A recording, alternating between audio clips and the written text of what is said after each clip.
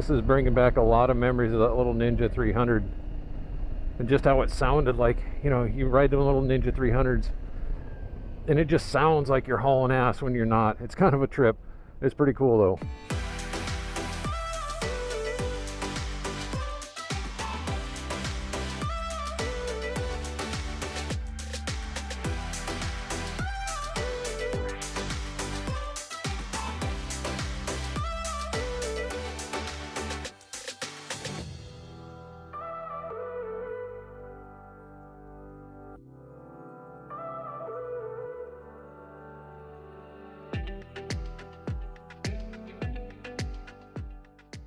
Okay, well here it is, fresh off the showroom floor, the 2022 Kawasaki Versys X300 in a beautiful, I don't know what this color is called, but man, this metallic blue color is just gorgeous. It's sitting on a kind of like a pearl sparkle white finish down here.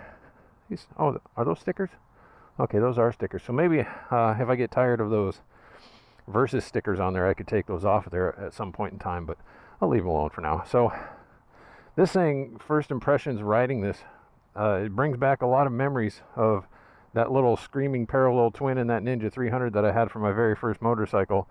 And I have to get used to how fast the RPMs climb on this and how fast you got to shift through the gears and stuff. But so I decided to ride down here from the dealership, pull over here in front of this old Pioneer Graveyard, which is a really cool place, and just kind of do an initial walk around of the bike and just kind of soak it all in. It's a good sized bike for just being a 300cc. It's not really huge, but it's not tiny either. It feels like it's got substance to it. You know, it's got some girth to it, and it feels like a real bike and stuff. And it's a beautiful bike. I mean, I've been kind of, you know, researching these Versys X300s for, I don't know, probably, honestly, it's been a couple months. I'll get into that in other videos and stuff, but right now, I'm going to get back on the bike here in a minute. And I'm going to take it out and take it for a test ride.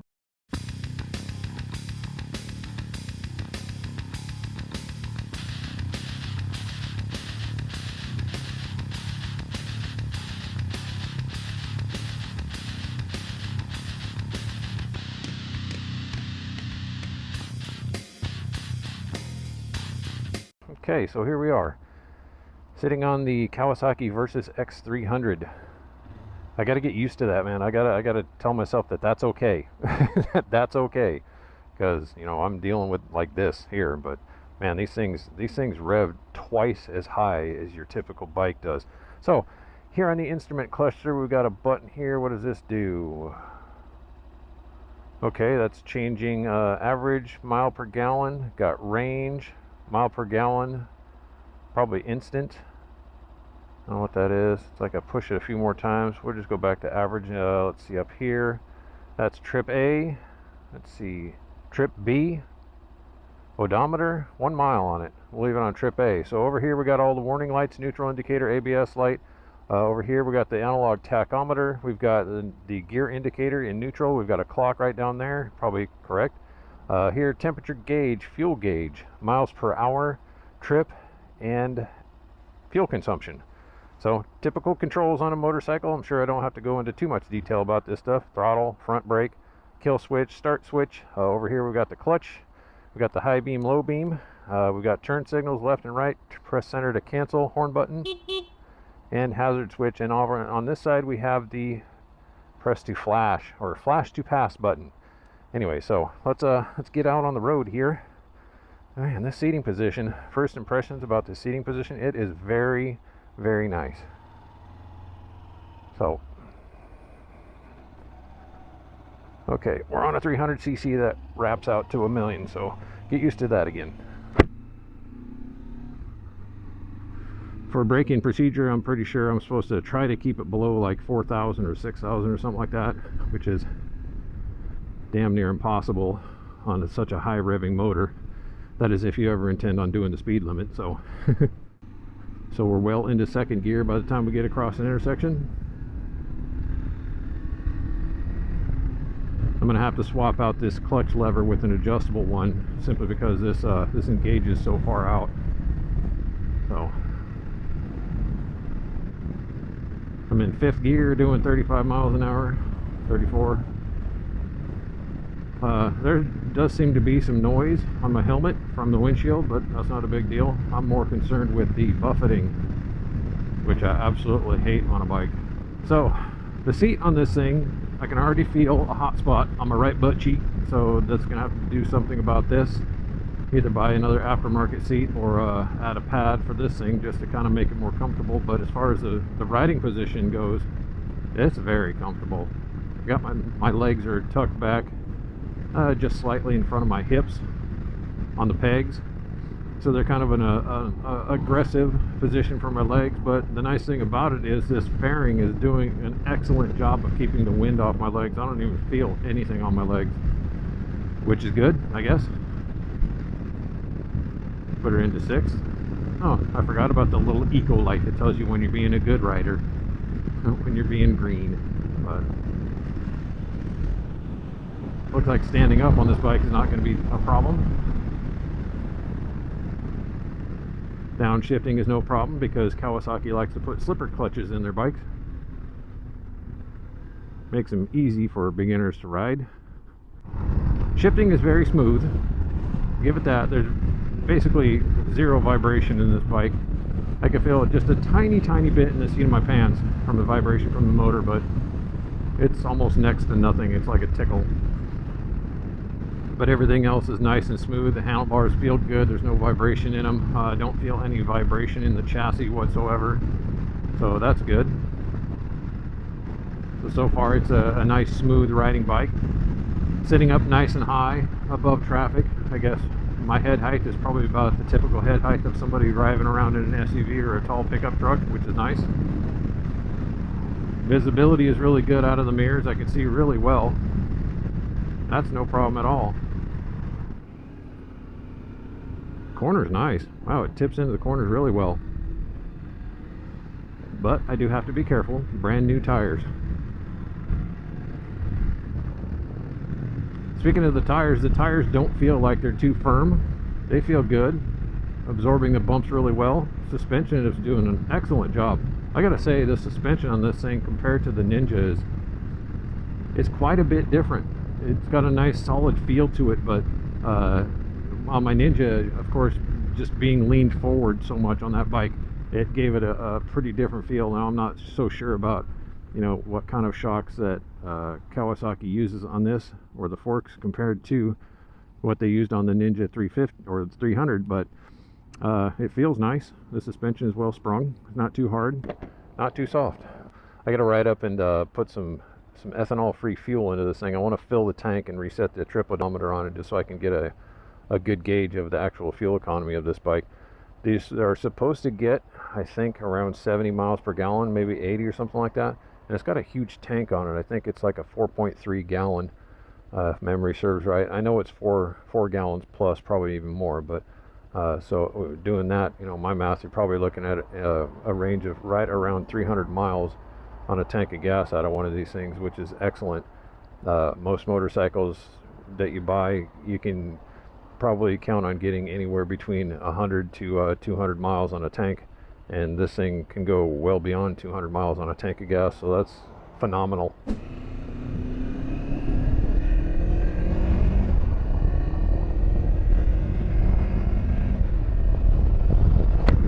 So the gearing on this bike is really very short, very short. Like everybody else online says, you know, you're shifting through the gears pretty quickly, but it's only going to bother you if you think 12,000 RPM is just like, you know, screaming and wanting to blow up and stuff. But these little 300s, man, they're engineered and they're built like tanks, and they can take it once you get them properly broke in and everything. I'm trying not to yell into the microphone, just so I can kind of hear what the wind noise is going to sound like. Oh, are you freaking kidding me? I'm not riding water all over the road, and I'm not riding this brand new bike through it. Sorry, call me anal, but you know, I'm not taking this thing through fresh sprinklers. This is such a solid little bike. I mean, I don't want to get too crazy on tipping it over in corners and things with the new tires, but it feels very light up top. Yeah, I can easily flat foot this thing. Well, I'm a tall dude though, but I'm 6'1". I don't know how many times I need to tell you guys that, but flat footing on this bike is very easy. No problem whatsoever. Suspension compresses nicely when I sit on it. Quit goofing around and go through the traffic light.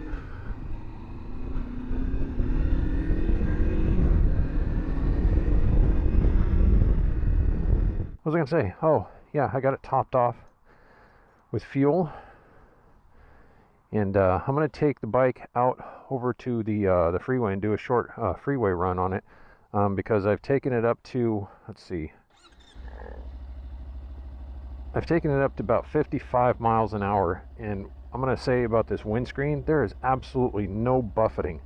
I can't feel any whatsoever, so I'm gonna take it up to just above 65 miles an hour and see what happens then. Now I know it's kind of noisy, but that's more a fault of my helmet, because these Bell qualifiers are loud, but they fit me very well, so I can deal with the noise. That doesn't bother me too much. I work in construction. I'm used to loud noises all the time. So let's see, what was I gonna say? So far it's showing the range. When I looked at it after I filled it up, it said a range of 266 miles, and then I rode a few miles over here to where I'm at right now, and it went up to 288 miles. So I'm thinking it's kind of, you know, it's adjusting itself to where it's going to finally settle in and to give me an accurate count of what the range is going to be. But so far it's close to what I was assuming, right around 300 miles. So right now I'm going to jump on the highway and see what she's like at 65. I'm starting to get used to the bike, and I can honestly tell you right now that I won't be following the braking procedures to a T. I think they want you to stay below 4,000 RPMs for the first 600 miles, and that's just not going to happen. Unless I was riding like I've never ever ridden a motorcycle before. That's just not going to happen. These motors rev so high. I mean, you're sitting at, you know, 6,000 RPMs just doing like 40 miles an hour. So I'm just gonna ride it like I'm gonna ride it, you know, like I normally would.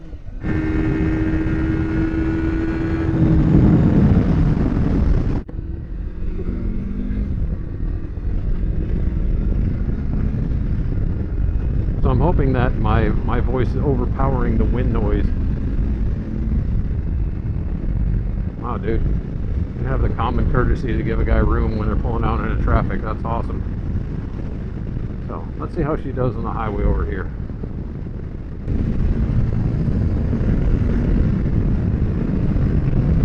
So here we go. I don't have no idea if you guys are going to be able to hear me or not. 6th gear.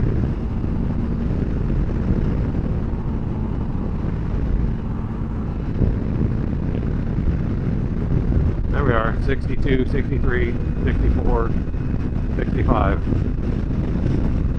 Getting absolutely no buffeting whatsoever. I can just feel my helmet just moving around slightly because of the wind, the crosswind, and the turbulence from the cars in front of me, but it's no big deal. So as you can hear the noise, now I'm going to tuck down. So I think if I do anything, if I get a different windshield, it's going to be about another 4 inches taller, and I think that would be ideal for me. So this bike has no problem doing what I was hoping that it would do, and that would be, you know, maintain between 60 to 70 miles an hour effortlessly, and this bike definitely does that. So I'm just going to have to maybe order a taller windscreen, or I'm going to try to ride this bike maybe with my Scorpion helmet. Maybe it'll be quieter on the inside, which I'm sure it will be, because that Scorpion's a much nicer helmet than this Bell. So I've been on it for probably about an hour, hour and a half now, and I'm going to talk about the seat for a minute. It's definitely going to have something done to it, because it's not necessarily all that extremely uncomfortable, but what I do find is myself, I'm shifting around quite a bit, looking for a, you know, a little bit more of a comfortable seating position, probably about every 5 or 10 minutes. So I might go ahead and just order a Corbin for this and call it done, instead of goofing around with all the other options out there. I think there's another company called Seat Concepts that will take your pan and put a different cover and foam and everything else on it, but that's the problem. You have to send them your seat in, and I don't know what the lead time is going to be. You know, you send your bike in, your seat in, and it takes, you know, a month and a half to turn around, so you can't ride your bike for a month and a half. I don't know. I don't know if I want to go that route, or maybe I just get me like a soft squishy thing. But the good thing about this bike, and what would have been great, you know, learning on this instead of my Ninja, is just because you can do this. You know, you can stand up on this bike because it's like just like the mini adventure bike. It's pretty cool. I like this. Although I'm probably gonna have to put some bar risers on it, like a 1-inch bar riser on it, because yeah, I'm having to bend down just a little bit more than I'm comfortable with to stand on this bike and still be able to reach the hand controls comfortably. So, but that's nice. I can kind of stand up and reposition myself and, you know, get my butt situated. And yeah, it's great. All right, so now that I spent a couple of hours riding this bike around and kind of getting used to it and get myself all situated on it, I just kind of wanted to wrap up this video and give you my my impressions of my first ride on this Kawasaki Versys X300. Positive. I'm not going to say it's the best bike in the world, because it probably isn't, but I'm just going to go over a few of the things that I really do like about it. Number one being the seating position and just the overall comfort of it. It's got a nice, really nice position when you're riding down the road and you feel like you're in just total control of it. There's nothing about, you know, the foot peg placement or the handlebar placement or the seating placement that makes you feel like, you know, you wish something was just a little bit different, other than the seat being slightly uncomfortable. There's that I really like about it. This color is beautiful. Now, one thing I have to mention, when I very first saw this bike, when it launched back in 2017, I didn't like it at all, simply because I didn't like the color of it. Gray and green and you know, parts of it are black, and then it had the silver rims on it. I just didn't like that color combination, so I really didn't even give it any second thought. To me, color on a motorcycle is very important. It kind of makes or breaks it for me. You know, it could be one of the best bikes in the world, but if they're just plain ugly, then I won't even bother giving them a second look. So now the next thing that I do like about it is I am so thankful that this windshield does what it's supposed to do. It cuts down the wind on my chest and on my helmet, and the fairings protect my legs from the wind. It does a really good job at being a windshield, and I was afraid that I was going to absolutely hate it, because on my Vulcan, no. You can't put a windshield on a Vulcan S and be comfortable with it, at least not for me anyways. I do wish that it wasn't so noisy when I'm riding, but I think if I were to add something, maybe like a extra wind deflector at the top here, just get a taller screen, that would be perfect. So I just don't like the noise, but that's partially the fault of my helmet. What else I like about this thing, that it comes with this nice rack, so you don't have to spend the extra money to put a top case on here. You just buy a top case, bolt it right on, so that's nice that it comes with that. I love the dash cluster. That's one thing I really do like about it. It's got all the information that you'd need, and some you probably don't even need on there, but anyways, they did a really good job as far as providing information, and it's really super easy to read, even in direct sunlight. Another thing that I do like about this bike is that Kawasaki included, it doesn't come with the bikes, you can get these optioned out, but there's a space to put a switch over here for auxiliary lighting, and then a spot for a 12-volt charging port on there, which I've already ordered through the Kawasaki dealership to get the 12-volt port and the relay and all that stuff, so I can run power to my GPS and a phone charger and things. I really like the mirrors. You can see out of them just perfect. At least I can anyways. It's only about like maybe that much of the mirror that has my arm in it. Other than that, perfect visibility. The clutch on this thing is super light. I mean, you could operate that thing with your pinky. It's so light. And also, just overall, the ride quality of this bike, it's smooth. I mean, it goes down the road, soaks up the bumps really well. It corners really well. The brakes, now that they're, you know, I've got a few miles on them, they're starting to bed in really well, and they're starting to work like they should. The motor's really super smooth. Any of you out there that's ridden one of these little 300cc Kawasaki motors knows how smooth these little engines are, as far as high as they will wrap out, you know, 12,000 RPMs. They're just nice. They're a little buzzy, but it's not annoying. It's like a little character of this bike. So everything about it, you know, I'm really impressed with the bike. There's nothing on here that's like a deal breaker for me, so that's awesome. Now, I just wanted to mention a couple things that I don't like about this, and it's just basically this headlight. I mean, Kawasaki, come on. How many years have LED lights been a thing, and you're still putting, you know, those halogen bulbs in these things? I had to change it out on my Vulcan because it was just yellow, and I don't know. You look at the reflection of this bike in like somebody's tailgate on their truck, and it's just a stupid yellow headlight. Come on, give us LEDs now. It's not a big deal. They're cheaper and they last longer, and I don't get it. I don't get why everything is not LED now.